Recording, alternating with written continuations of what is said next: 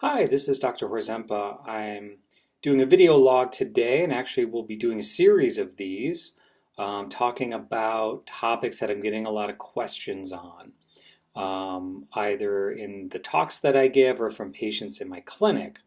So the topic I wanted to talk to today briefly is fasting.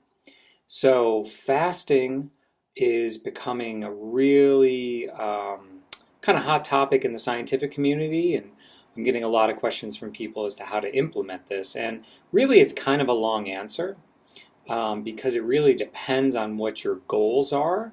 What I'll talk about briefly today is intermittent fasting, but certainly there are benefits to longer term fasting, and I'll touch on those. So, intermittent fasting is when you eat during a usually 6 to 8 hour window during the day, and then you're fasting either for 16 or 18 hours during the day. There's some good things that happen with this. It definitely seems to trigger a process called autophagy, which is basically your cells cleaning up the garbage that accumulates inside them just from metabolism in general. The other, beneficial thing that seems to happen with this is it kind of gives a metabolic rest every day.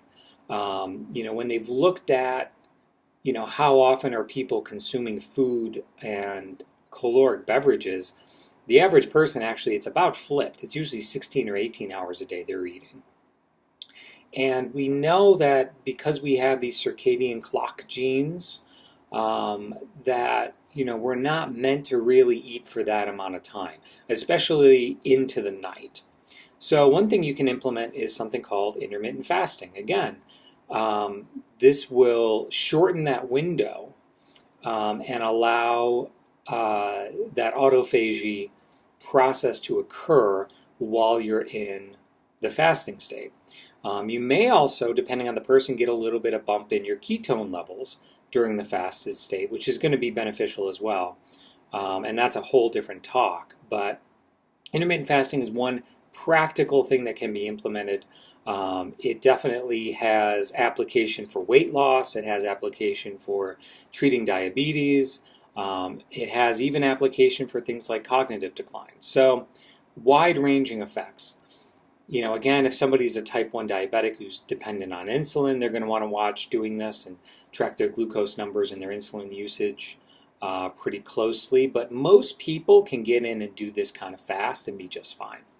The longer fasts are probably going to be a topic for a different day, going 2 to 3 days or more, even up to a week or longer. You will get a lot of other different effects, including effects on the immune system.